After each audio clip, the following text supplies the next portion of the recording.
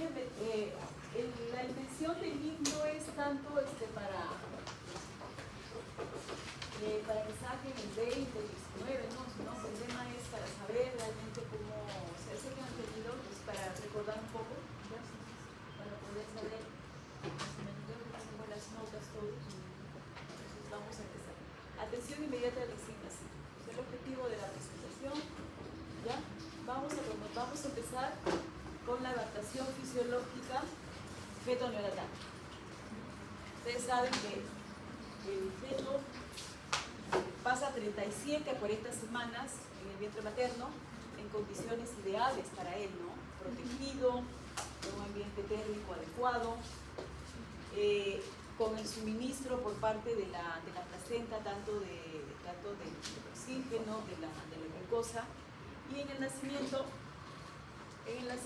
va a enfrentarse a un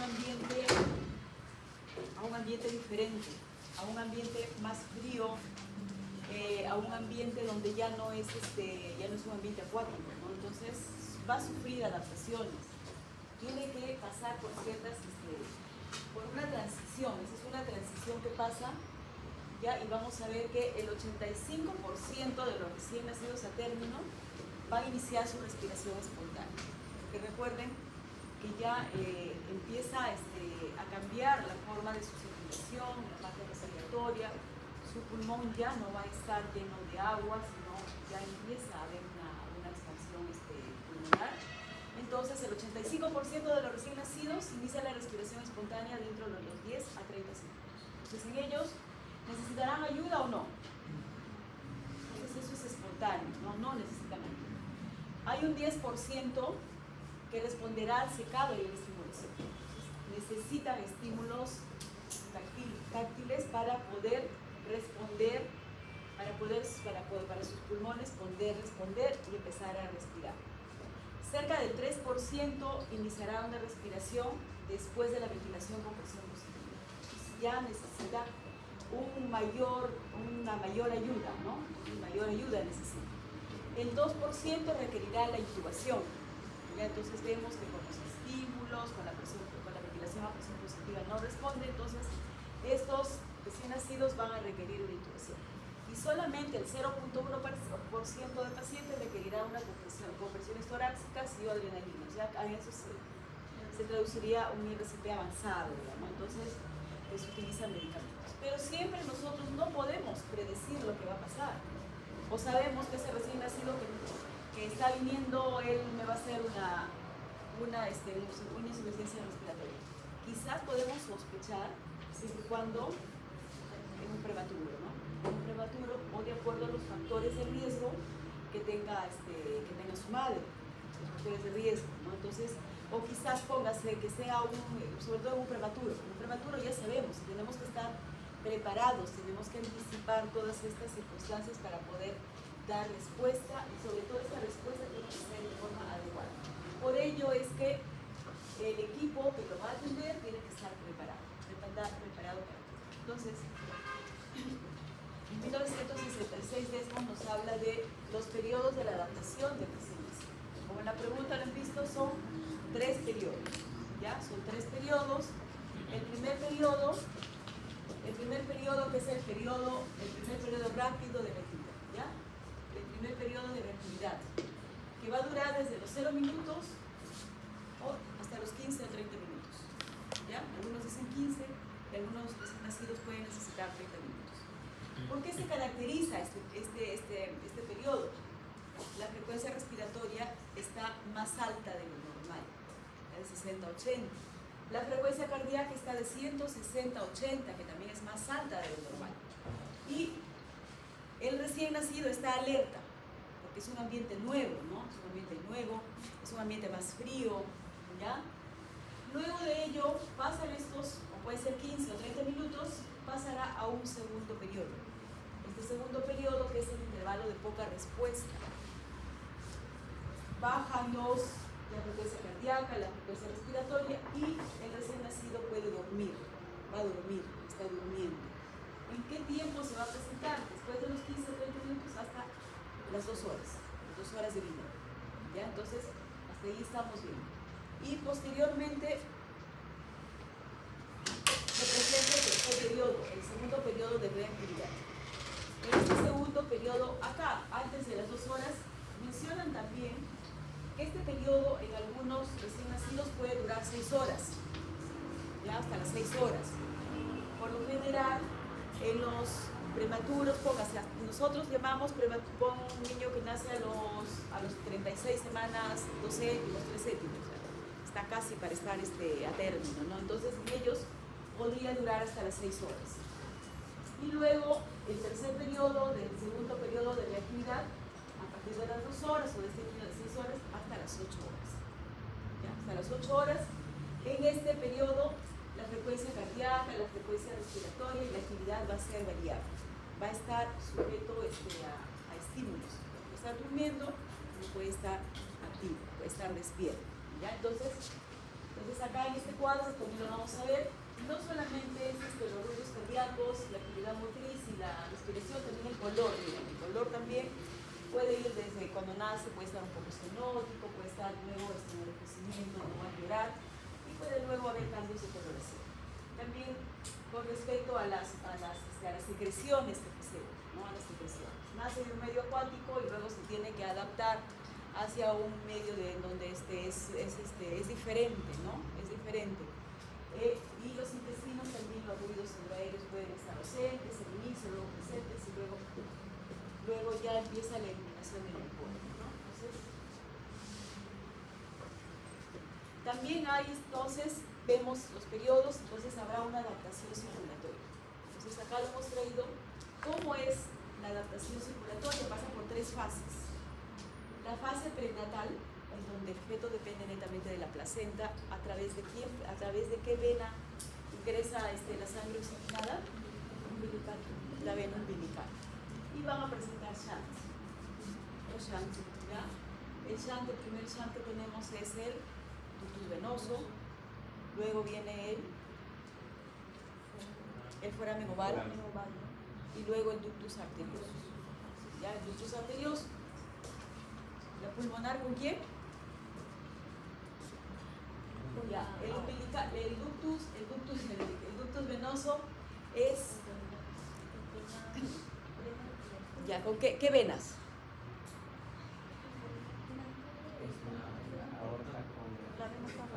La umbilical con la cava inferior.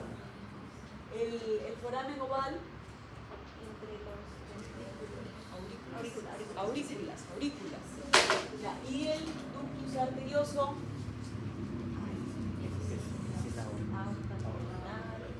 aorta descendente con la pulmonar. Lo característico de acá que se tiene que... ¿Por qué les estoy haciendo todo esto? ¿Por qué? Porque va a haber un taller que lo van a tener en septiembre, es ayudando a respirar al bebé. Y tienen que saber toda esta parte teórica. Claro que va a haber una teoría, pero ya más o menos para que ustedes ya sepan. La idea es que cuando hagan los talleres sepan por qué hacen tal maniobra, por qué hacen esto. O sea, no solamente de memoria o parametrados, sino tienen que saber el por qué. ¿Ya? Entonces, el pulmón acá, ¿cuál es lo característico? ¿Cómo estará el pulmón? Expandido. ¿El pulmón está lleno de qué? ¿De qué líquido? De líquido amniótico no. De líquido pulmonar fetal. ¿Ya? De líquido pulmonar fetal. ¿Ya? Entonces, acá habrá, entonces, la resistencia vascular pulmonar, ¿cómo estará? Si el pulmón está todo agua. Aumentada. Y la resistencia vascular periférica, ¿cómo estará? Disminuida. Entonces, eso quiero que lo tengan bien claro para poder, entonces, incluso en el foramen, en el agujero oval, la circulación pasa de la aurícula derecha a la izquierda. ¿Ya? Entonces, y eso va a cambiar acá cuando nace. Incluso ya cambia, ¿no? Y si presentan las malformaciones cardiovasculares, es de izquierda a derecha, recuerda.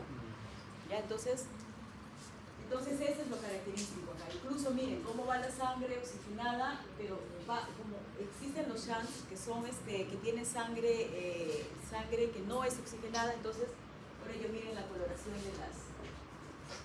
Entonces llega con una poca concentración de oxígeno a la sangre. ¿Ya? Entonces acá tenemos sangre rica en oxígeno, sangre de poco oxígeno. Luego, la segunda fase, la intermedia, que comienza inmediatamente después del parto, con la primera respiración del recién nacido. Entonces acá ya empieza a haber todos esos cambios, el flujo de la sangre cambia y el pulmón empieza a perder el líquido y el pulmón se expande. La resistencia vascular pulmonar, ¿cómo estará entonces? Disminuida, y por ende la periférica estará aumentada. Y los shunts permanecerán o se empezarán a cerrar. Se empiezan a cerrar, ¿no? Entonces eso es básico. Y luego ya el corazón de lo que le llaman la fase adulta, que durante los primeros meses de vida ya normalmente llega a ser ya se cierran los shunts se cierran, ¿no? Entonces para ya no estar y se transforman en otras estructuras anatómicas. Entonces esto es importante que ustedes conozcan, que recuerden, porque ya ustedes ya lo han visto, en pediatría ya lo vieron. Entonces, ¿cuáles son las causas de la adaptación circulatoria? Justo lo que les preguntaba, por eso es que ya. Entonces, una de ellas es la separación placentaria y la expansión pulmonar. Pero son las dos causas, no van separadas. Obviamente que en la pregunta les tengo que poner así como para que ustedes contesten, para que contesten bien, ¿no?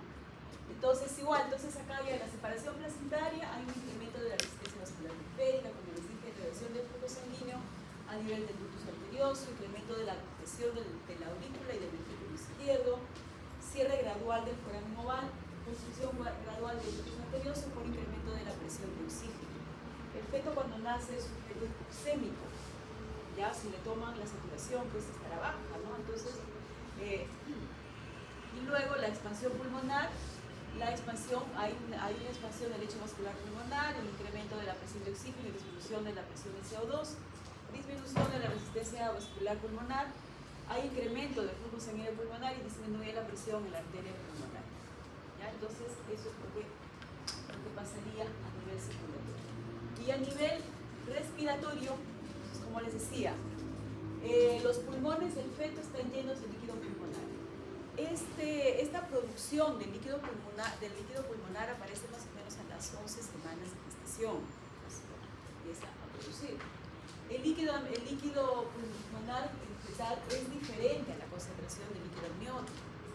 Recuerden que cuando en el feto la glotis está cerrada, no permite que ingrese líquido amniótico a los pulmones, pero sí permite que el líquido pulmonar fetal sea expulsado, ¿ya? Entonces, la producción acá, como se menciona, principalmente depende de los movimientos transepiteliales de cloro que se ingresa. Y eso ya es un alveolo en el que ya está próximo, por ejemplo acá ya empiezan las contracciones, empieza el trabajo de parto, y luego el nacimiento. Entonces en el volumen en feto a término, ya miren cómo va a término si tiene un volumen de 30 a 35 mililitros por kilo de líquido pulmonar, ¿ya? Y luego ya cuando nace el bebé o empieza el trabajo de parto, empieza a haber una reabsorción de este líquido pulmonar fetal. ¿Por qué se va a reabsorber? ¿Por qué? Porque ya no trabajarán estos canales de cloro, sino habrá unos canales de sodio que van a sacar líquido. Entonces, y más o menos el 60% se reabsorbe antes del trabajo de parto, ¿no? Entonces antes del trabajo y durante el trabajo de parto.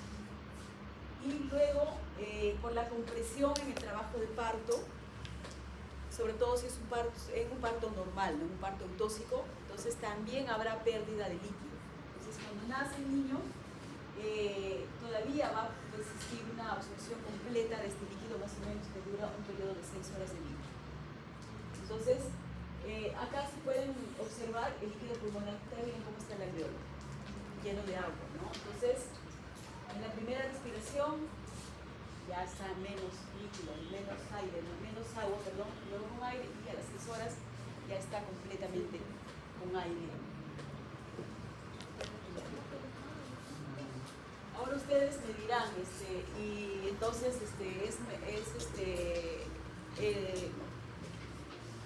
es mejor entonces de todas maneras que nazca el bebé por un parto eutóxico.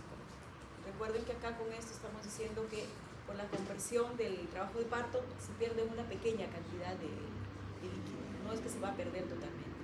¿Ya? Entonces, por eso es que un niño que nace, un recién nacido que nace por cesárea, obviamente se puede tener, pero también ustedes han visto que no están comprometidos como para que reciban más ayuda, nacen tranquilos, ¿no? Nacen con este tipo de cosas. Acá miren cómo es la producción de líquido pulmonar. Ya sacado en el tercer trimestre, ya funcionan esos canales de sodio, y acá llega en el nacimiento, y los 2/3 de lo que llega hasta acá es lo que se pierde durante la expulsión, es pequeña cantidad de líquido. Entonces, luego que nace ya empiezan a reabsorber ese líquido pulmonar. Entonces, inicia la respiración, se presenta el pinzado del cordón umbilical. Entonces lo que esperamos es que el recién nacido establezca y sostenga un patrón de respiración regular antes de los 60 segundos. ¿Ya? Van a haber factores involucrados, como dijimos, estímulos físicos, el frío, los estímulos táctiles, la luz. Recuerden que el bebé está en un ambiente un poco oscuro, entonces va a ser un ambiente luminoso, ¿ya? A la fuerza de la gravedad también, ¿no? Y estímulos químicos como la hipoxia, el hipercapnia y la acidosis, que van a determinar que este niño empiece a respirar con mayor frecuencia. ¿Por qué? Porque tiene que oxigenar, ¿ya? Entonces, y eso se va a mantener también con los quimioreceptores centrales, los vulvares y los periféricos, ¿no? Entonces, debemos tener en cuenta. También hay una adaptación térmica. El feto nace y la temperatura, o sea, él tiene una temperatura mayor a la que está la madre, ¿ya? Mencionan que es de 0.3 a 0.8 grados centígrados mayor. Entonces imagínense, está más o menos una temperatura de 38 grados. Entonces él va a nacer y va a estar, porque por norma, por regla, de acuerdo a las normas que tenemos, debería estar a 24 o 26 grados, ¿no? Entonces de todas maneras hay una diferencia de temperaturas. Entonces recuerden que el recién nacido no todavía utiliza el hipotálamo, ¿no? Como regulador de la temperatura. Entonces va a haber una termólisis, va a perder temperatura. ¿Por qué mecanismos? Por conducción, por convección, por evaporación y por radiación. ¿Ya? Entonces, ¿cómo perderá por conducción? Intercambio de calor entre cuerpos sueltos. Cuando lo ponemos, ¿no? Para atenderlo, lo tenemos claro, ¿no? Entonces, por evaporación, recuerden que el niño recién nacido está mojado. Entonces, al secarlo va perdiendo líquido. Por convección, cuando obviamente va a estar expuesto allí, puede haber corrientes de aire, por eso es que tenemos que estar con las puertas cerradas, ¿no? Y por radiación puede ser entre dos cuerpos pero que están separados. Por ejemplo, lo ponemos en la incubadora. Acá el calor de las paredes, por la misma caliente, ¿no? Entonces, pero a la vez, miren cómo es el organismo, a la vez que hay una termólisis, también hay una termogénesis. O sea, produce calor. ¿Cómo va a producir calor? Mediante los procesos metabólicos del cerebro, del corazón y del hígado. ¿Ya? Es un estado basal. Ahí viene el concepto de un medio térmico neutral, en donde se necesita que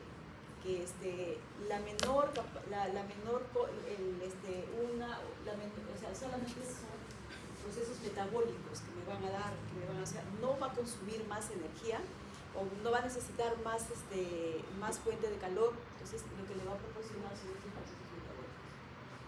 Al ser también expuesto al frío, a través de la termogénesis química empieza a consumir su grasa parda, ¿ya? Está entre las escápulas, en el intestino, en las glándulas suprarrenales, ¿ya? En el cuello, en las axilas. Entonces empieza a consumir esa grasa. ¿Para qué? Para producir el calor. Y también hay una termogénesis reguladora, que es del metabolismo basal de la actividad muscular. ¿Ya? Entonces, y luego ya el hipotálamo empieza a funcionar, entonces con ello ya empieza a producir más calor. Pero todos esos procesos pasan para que se adapte al nuevo medio, ¿no? Hay una adaptación metabólica también, entonces ahí tiene que ver con el tema de la glucosa. Recuerden que el feto, como les decía, la madre le proporciona su glucosa a través de la placenta, ya el 70% de energía del feto. Entonces, se corta la placenta y pero ya no tiene quien le provea de ese sustrato, ¿no? Entonces va a producir una disminución de la glicemia en las primeras 2 horas del día. Entonces hay una disminución de la glucosa. Entonces, ¿qué va a hacer el recién nacido? Va a recurrir al incremento de la producción de catecolaminas, de glucagón y cortisol, ¿ya? Y la disminución de la insulina. ¿Para qué? Para que esa glucosa no baje y haga una hipoglicemia. Entonces, también habrá una glucogenólisis, una neurogénesis y una lipólisis de su grasa, ¿ya? De las proteínas que empieza a generar glucosa. Pero esto se va a dar normalmente en un recién nacido a término. Entonces, en un prematuro no se va a realizar la forma adecuada. Entonces, por ello es que nosotros debemos estar alertas. Siempre nos dicen, ¿no? Un bebé cuando nace prematuro necesita tener un aporte de energía. Si está con la vía, se le pondrá con la vía. O se le puede dar con sonda nasogástrica también, en este caso ya cuando está inmunosis, ¿verdad? Entonces va a ser con la fórmula, ¿no? Y una adaptación gastrointestinal es más que todo para que vean acá las 37 semanas, el bebé, el recién nacido es las 7 semanas, que es a término. Hay una coordinación entre la succión, la deglución y la respiración. ¿La han visto recién nacido, a los bebés, ¿no? Cuando nacen?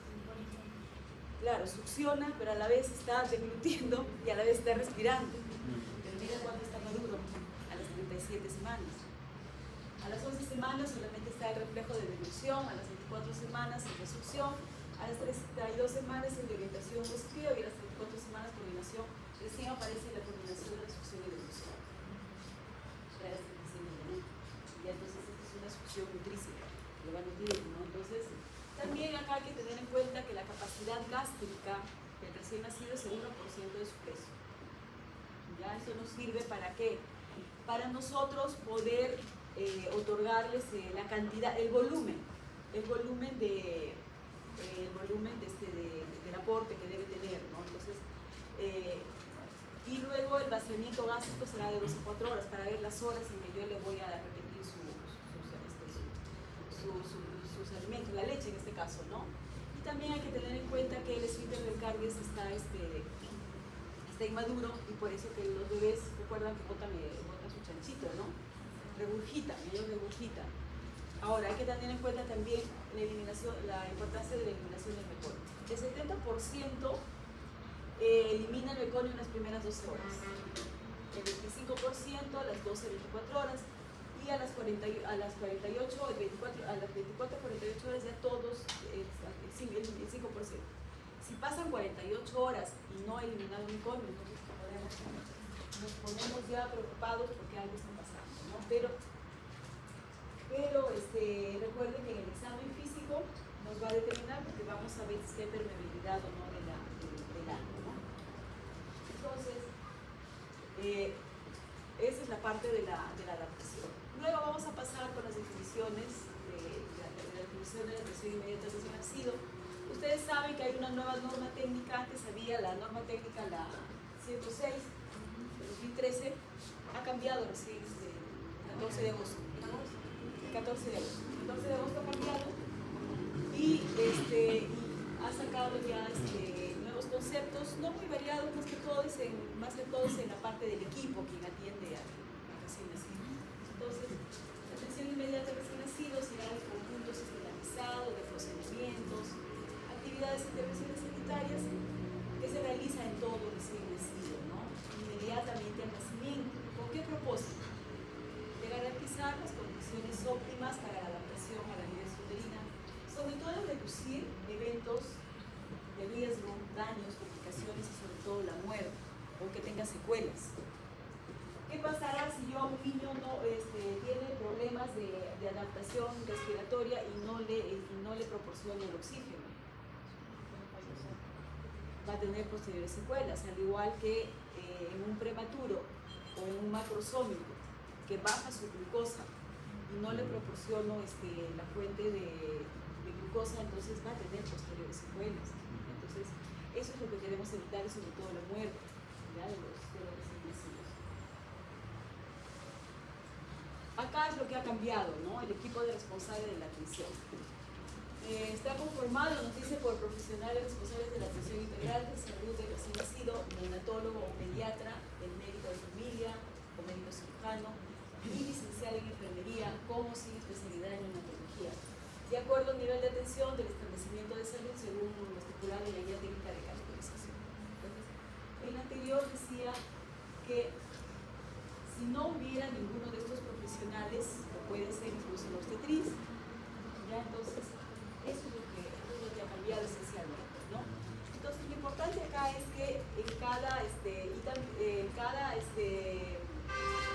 equipo tiene que haber personal que tenga las competencias para poder asistir al recién nacido de presentarse a alguna complicación y también de realizar una reanimación cardiopulmonar. Ya, entonces, ahora también tendríamos que contextualizarnos al lugar donde se atiende al recién nacido. Entonces, ¿qué va a pasar, por ejemplo, en un establecimiento de salud que no hay médico o que de repente no hay enfermera? Ustedes recuerdan que estamos en el Perú y que muchas veces cuando van a hacer su servicio trabajan se turnan para trabajar. Entonces, no, la norma dice que no lo puede atender a usted, que usted no lo va a atender. ¿No? Pues entonces, muchas veces las normas a veces son muy teóricas, pero también se tienen que adaptar a la práctica, para eso existe un criterio, ¿no? Entonces, no es que va a dejar de atenderlo a ese recién nacido, si lo necesita, ¿ya? Entonces, pero ahorita está la norma así, ¿no? Controvertido, ¿no? Pero entonces ahí es el tema. Pasamos.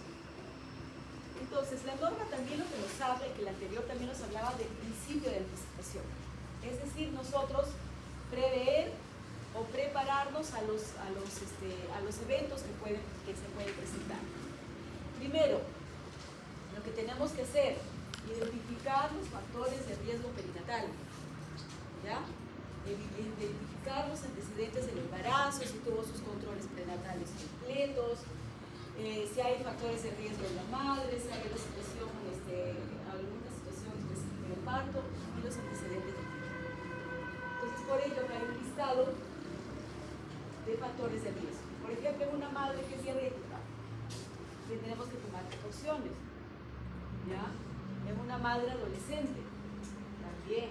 En una madre que tiene ya la madre lusa también, ¿no? Entonces, hay que tener en cuenta todo eso, ¿no? Entonces, los factores intraparto, por ejemplo, un recién nacido con líquido amniótico miocardial, ¿ya? Entonces, y los factores posparto también tendríamos que tener en cuenta. Entonces, por ello es que es importante hacer una buena historia clínica, ya no solamente basarnos en revisar la historia clínica perinatal, sino también ampliar la información que la paciente la gestante nos pueda dar para poder conocer a qué eventos me puedo estar enfrentando. Luego, la preparación para la recepción del recién nacido. Tener todos los instrumentos, verificar el kit de reanimación cardiopulmonar, ya para poder dar una atención adecuada al recién nacido. Tener los medicamentos. ¿Qué pasa? Puedo necesitar medicamentos y si no los tengo, solamente voy a parcial. Y la otra cosa que debemos prevenir, que debemos tener en cuenta es prevenir la pérdida de calor. Entonces ahí decíamos que el ambiente tiene que ser de 24 a 26 grados, ya precalentar la cuna de calor radiante, y si no tenemos la cuna de calor radiante, calentaremos los campos, ¿no? Los campos o toallas estériles para recibir y darle calor al recién nacido. Ya, entonces, ya vimos todo eso. entonces nos anticipamos a lo que pueda pasar. Entonces, en la primera hora de vida del recién nacido, lo que tendríamos primero, hay que ver tres cosas fundamentales. Que el paciente, que el recién nacido tenga un buen tono muscular. Un buen tono muscular, que tenga un buen esfuerzo respiratorio y que sea producto de una gestación materna. Entonces, con eso, ¿cómo lo llamaremos al recién nacido? Pues viene la pregunta que se ha puesto. Es un recién nacido vigoroso. ¿Y qué tendríamos que hacer? La atención rutinaria, ¿no? Entonces ya de aquí vamos a ver un poquito. Pero si este recién nacido, esperamos acá sobre todo el pinzamiento oportuno del cordón umbilical. ¿Ya? Pero si este recién nacido nace sin esfuerzo respiratorio, está hipotónico, es prematuro o tiene una malformación congénita mayor, se corta el cordón umbilical y se hace una reanimación.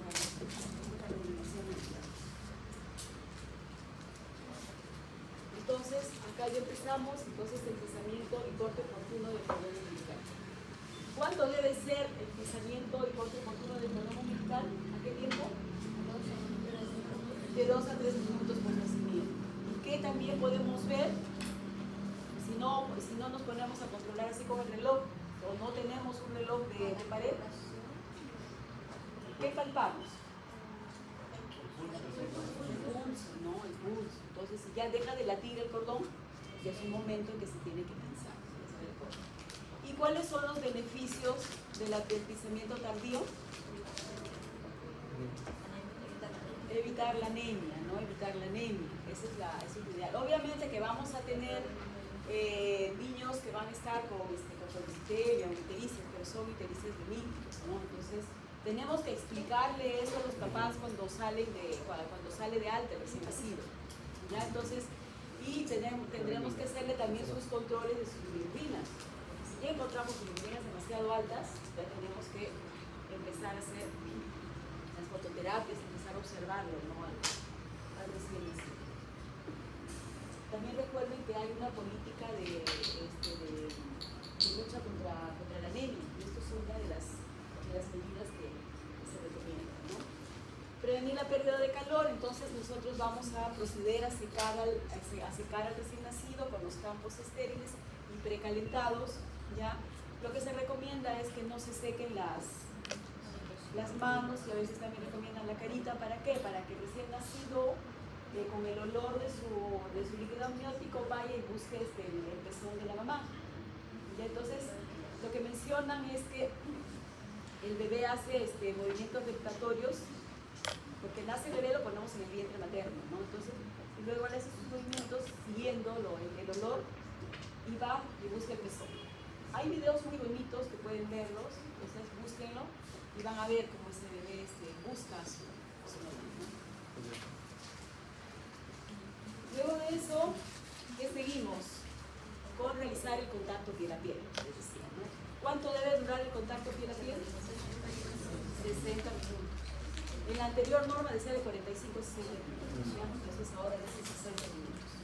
Entonces con esto vamos, no solamente recuerden que es importante la lactancia materna, sino también se estimula el vínculo del apego, ¿no? Entonces, justo en esta semana estamos en la celebración de la lactancia materna, ¿no? Entonces esto es muy interesante, y nosotros como médicos informar a nuestros pacientes la importancia de la lactancia materna, ¿no? Entonces, ¿por qué? Porque evita muchas complicaciones, muchas enfermedades.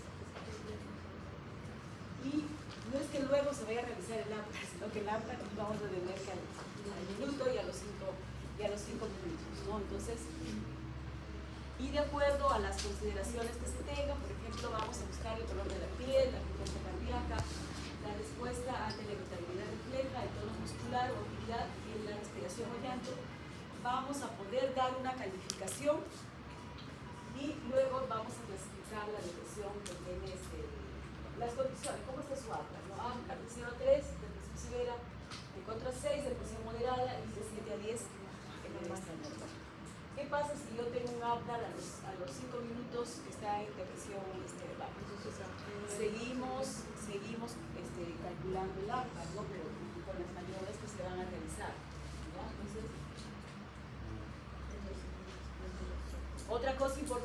la identificación del recién nacido. ¿Ya? Es muy importante. Recuerden que hasta problemas legales hay cuando no identificamos adecuadamente al recién nacido. ¿Qué pasa si es que hay partos simultáneos y no lo hemos identificado? Nos pondremos a determinar de quién es ese bebé.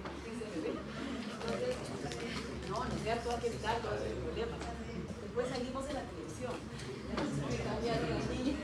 Exacto, ¿no? Entonces, mi esposo me deja pensando que... Y acá también, la otra cosa es, acá siempre se hace al costado de la mamá, de paso que aprovechamos y le enseñamos el sexo, ¿no? Del recién nacido. Eso también puede traer problemas. En la segunda hora de vida, después que ya pasó el contacto piel a piel, entonces ya aplicamos otras medidas de cuidado. El cuidado del cordón umbilical, ya se puede hacer verificamos el número de vasos. ¿Cuáles son el número de vasos normales? Entonces, cuidamos el cordón umbilical, lo podemos hacer cuidado con una gota solamente de alcohol. Anteriormente se hacía con alcohol yodado, ahora ya no, o también puede ser con penicilina, lo que se menciona ahora, ¿no? Y se cubre con una gasa estéril. La profilaxis ocular se debe realizar también a los recién nacidos. Antes se utilizaba el nitrato de plata, ahora ya no, Credé lo que utilizaban, ¿no? Ahora ya se utiliza otro tipo de antibióticos en gotas, hasta gentamicina se puede usar, y se usa, ¿no? La gentamicina, de acuerdo a lo que se tenga. Lo que sí acá hay que tener cuidado, no acercar mucho el frasquito, porque recuerden que no son unidosos, son para varios recién nacidos. Vamos a ver el paciente, ¿no? Realizar la somatometría, la medición del peso, la talla, el perímetro cefálico, el perímetro torácico recién nacido, y registrar esos datos en la historia clínica, perinatal. La profilaxis de la enfermedad hemorrágica, también con la vitamina K, que es intramuscular, que se aplica ¿dónde? ¿Por qué el izquierdo?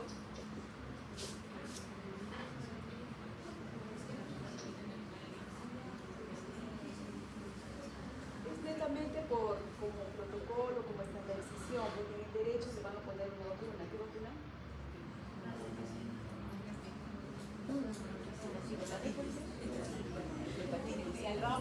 Entonces eso es ya por consenso. Eso es por consenso, no porque hay algo en especial, sino por consenso. Ya eso las enfermeras ya tienen conocimiento. Se realiza el examen físico completo, por favor, no omitir ver la permeabilidad del ano. Ya no se hace con el termómetro de mercurio, con el termómetro rectal, ahora es con una sonda, ¿ya? Entonces,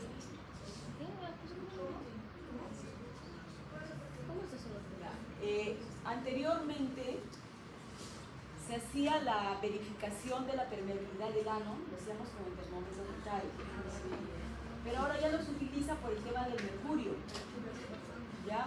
¿Qué tal si se rompe? Claro, entonces no, ahora ya no se utiliza. Entonces ya la tendencia es de no usar mercurio, incluso también en los tensiómetros, ¿viste? Ya no hay mucho tensiómetro con la línea de mercurio. Ahora todos son aneroides. Eso es por el mercurio, ¿ya? Entonces se registran los datos en la historia clínica neonatal, ya, los datos completos, y luego se traslada al recién nacido con su mamá, si es que no ha tenido ninguna complicación. ¿Ya? Entonces, si presenta complicaciones, ese neonato irá a una incubadora, a cuidados intermedios, ¿no? Entonces, obviamente, la mamá está dolorida, todo, pero ya tiene que hacerse cargo de su el examen físico. Tenemos que ver la coloración de la piel, la presencia de nevus, a veces la mancha mongólica no es patológica. Puede haber hemangiomas capilares, también las erupciones que pueden haber, ¿no? A nivel de en la cavidad oral. El eritema tóxico también, que eso es algo que se va a producir por algunos momentos y luego va a desaparecer. Es importante que conozcan todo eso porque La mamá le va a decir, mire, mi bebé está rojo, totalmente rojo. ¿Qué le pasó? Eso es algo transitorio. O de repente de la mancha mongólica, le dice, doctora o doctor, mire, esta mancha que tiene. Claro, claro, pueden pensar eso, ¿no? Pueden pensar eso, es importante. En la cabeza tenemos que palpar las fontanelas. Exacto, ¿no? Tenemos que palpar, ver que no estén obstruidas. ¿Qué nos indicaría? También la presencia de un caput y de un cefalematoma, ¿qué nos está indicando? Que el parto no ha sido fácil. Ha sido un parto, claro, porque el bebé lucha por salir, no es un choca contra la pelvis, ¿no? Entonces, ya saben que el caput es debido a qué. ¿Qué es lo que acá hay un edema, ¿no? Un edema. No respeta lo que es el límite de las suturas. En cambio, en el cefalematoma, hay sangre, ¿no? Ahí hay sangre. Y ahí también el tiempo de desaparición, ¿ya? El caput sucedáneo en pocas horas puede desaparecer, en cambio, en el cefalematoma no. Va a demorar bastante. ¿Ya? En la carita hay que ver, lo principal acá es ver en la parte de la boca, las fisuras, ¿no? Fisura labial y palatina. Actualmente ya como que ya uno sabe qué es lo si es que va a tener o no fisura labial o palatina. ¿Por qué? Porque la existencia de las ecografías, ¿no? Anteriormente no, y era un desastre traumático para la mamá que nazca su niño así, no estaba preparado. A nivel de orejas también examinar bien, ver las fístulas periauriculares, adherencia de coanas. Ya en ojos, ver también el reflejo rojo. El reflejo rojo eso se hace como un tamizaje, no hay tamizaje, ¿no? Entonces lo vamos a ver. También, imagínense que nazca con los ojos con una hemorragia subconjuntival. ¿Cómo habrá sido ese parto? En el tórax, la clavícula es importante, ¿ya? Y si examinamos bien la clavícula, nos evitamos problemas renales posteriores. ¿Qué pasa? En el primer momento, el bebé no puede nace, no lo examinan adecuadamente, no se siente el crujido, porque a veces puede producirse una fractura de clavícula. Entonces, yo le doy de alta. ¿Qué ha pasado? En varios centros. Le dan de alta y los pacientes regresan a los 2 o 3 días al control de neonatal. Hicimos una radiografía o nos fuimos al médico particular, no, está con fisura de clavícula. ¿Qué le habrán hecho a tu bebé? Entonces, de repente, ¿qué pasó? De repente fue en el parto. Lo más probable es que sea en el parto. ¿Cómo habrá sido el parto? ¿Ya? Por lo general no debería pasar. ¿Ya? Entonces, eso nos está indicando que quizás en el parto no utilizamos una maniobra adecuada. ¿Ya? No hubo una maniobra adecuada. O quizás el bebé es muy grande. Entonces también tuvo un parto traumático, tuvo distocia de hombros. ¿Ya? Entonces, bueno, incluso en la distocia de hombros, cuando hay enclavamiento, ahí sí está indicado hacer una fractura de clavícula, incluso bilateral, porque si no el bebé se muere. El bebé muere. Entonces, pero de todas maneras, si no informamos adecuadamente a los padres, ha habido ya casos de denuncias, ¿no? Incluso, entonces, eso tenemos que ver, ¿no? La auscultación también del tórax. A nivel del corazón vamos a escuchar los ruidos cardíacos. La presencia de soplos fisiológicos. Recuerden que cuando nace todavía están presentes los ductos, ¿no? Entonces vamos a escuchar de todas maneras, ¿no? Entonces, en el abdomen tenemos que ver, tenemos que examinar el hígado, el vaso, ¿ya? Mediante la palpación, por lo general vamos a tener un hígado grande, pero recuerden que la fuente de almacenamiento del recién nacido del feto, es en el hígado, ¿no? Entonces, vamos a encontrar por lo general un hígado grande. Las anomalías frecuentes en pared abdominal, ya que se va a encontrar la diatesis de los rectos. Puede haber una hernia umbilical también. ¿Por qué? Porque no está bien conformada la pared abdominal del recién nacido. Y lo otro ya, las más infrecuentes, agenesia de los rectos. Esto es una gastroscopitis y un falocelo. ¿Saben cuál es la diferencia? No tiene la membrana. Entonces, solamente son los. En el dorso hay que ver si hay presencia de meningocele, espina líquida, que mucho ya ha disminuido. ¿Por qué? Las ecografías, ponte si va a haber, entonces el ácido fólico, claro, y ahora el ácido fólico, que cada mujer que quiere embarazarse ya sabe que lo más ácido fólico, ¿no? Desde ahí debe empezar. Incluso en la prevención de la anemia en las adolescentes ya se les empieza a dar sulfato ferroso más ácido fólico, ¿no? Entonces, ya desde aquí con una buena alimentación, entonces evitamos todo eso. El examen de los genitales también hay que hacerlo, ¿no? La presencia de la presencia de hidrocele, ¿no? Hidrocele, genitales ambiguos, ¿ya? La criptorquidia, el testículo puede haberse quedado, no ha descendido para hacer el seguimiento. La coalescencia de labios mayores también en las residuos, ¿no? Y en ano y recto, la expulsión del meconio. Entonces, eso se ve en el examen clínico, o sea, no vamos a esperar todavía 48 horas. Ahora, si es un recién nacido que tuvo un líquido meconial fluido, meconial espeso, le tendré que hacer, ya no tendré que hacer verificación, porque ya hay un meconio, En las extremidades, la apariencia de las extremidades, de los miembros superiores, no vaya a ser que haya malformaciones. Las maniobras de Ortolan y de Barlow para ver la circunferencia de cadera, ¿ya? Entonces, a nivel neurológico tendremos que ver la posición en reposo del bebé, la actividad motora, el tono más que todo, ¿no? El tono, la postura del recién nacido. La postura del recién nacido, incluso ustedes han visto cómo es la postura del recién nacido, una posición fetal. ¿Cómo está? ¿No? No es diferente que esté un recién nacido todo flácido, entonces digo, algo le está pasando con este recién nacido. Y también esa postura de posición fetal lo hace ¿para qué? Para no perder calor, ¿no? Entonces los reflejos propios del recién nacido, entonces el reflejo de búsqueda, el reflejo de succión, el reflejo de lateralidad, el reflejo del moro que siempre hacemos, ¿no? A los recién nacidos, el reflejo de la inclinación del tronco, el reflejo de la marcha primaria. Ustedes lo ponen entonces como caminan, ¿no?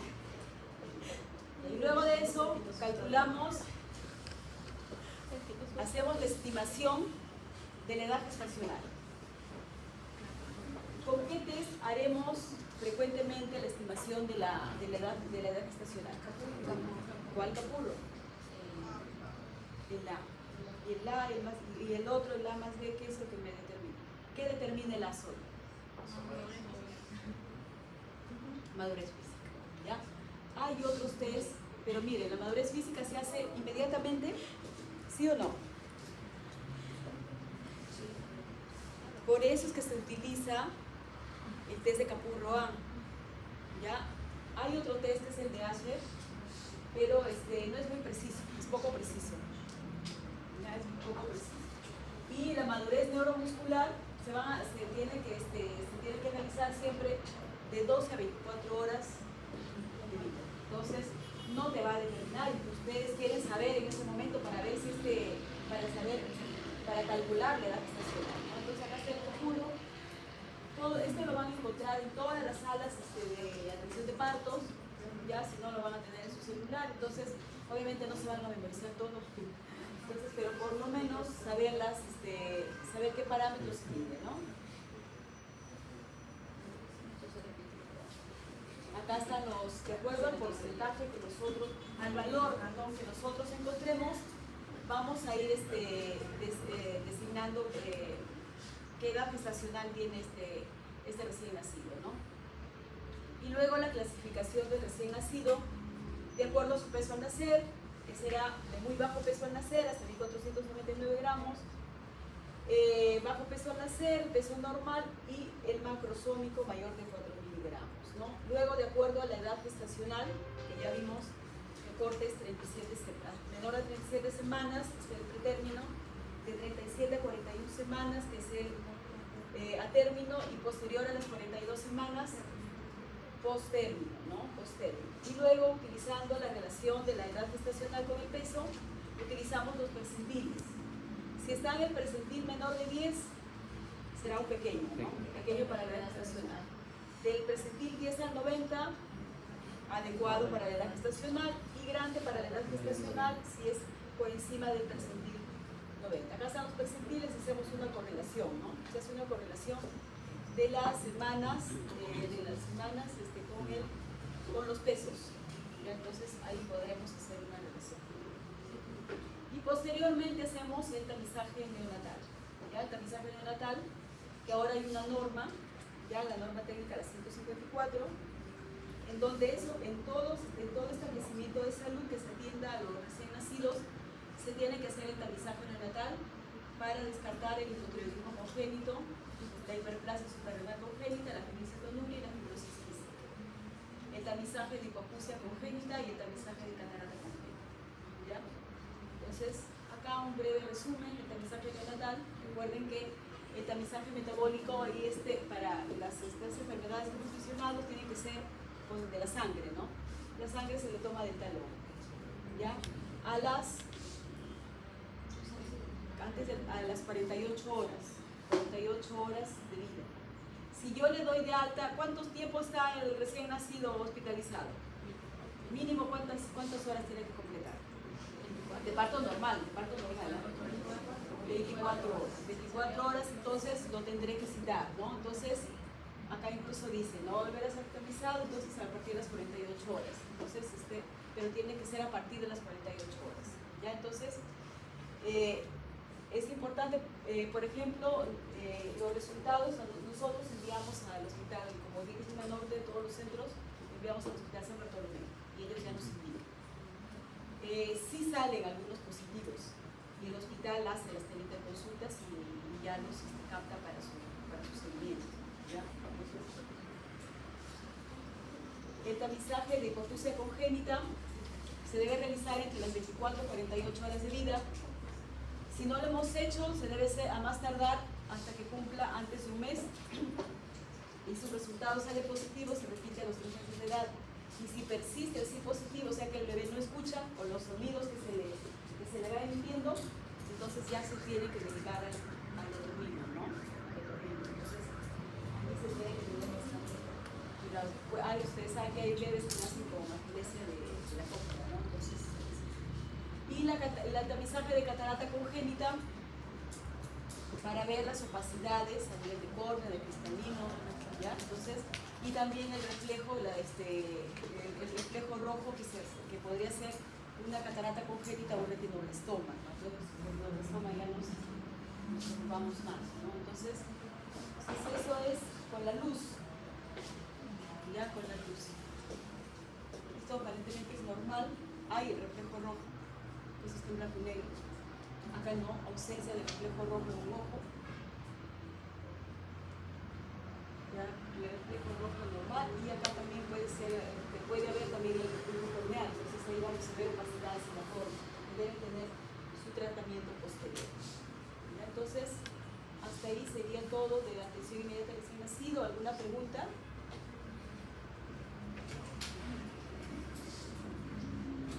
¿Alguna duda? Entonces pasamos al post-test, para ver cuánto fijaron de conocimiento, que ahí es la medición de ustedes. Que yo voy a ver la nota, pero la voy a ver nada más que de ustedes. Por eso es que les pido que sean sinceros. No esperen a última hora y recién lo llenen cuando después se salió del otro compañero.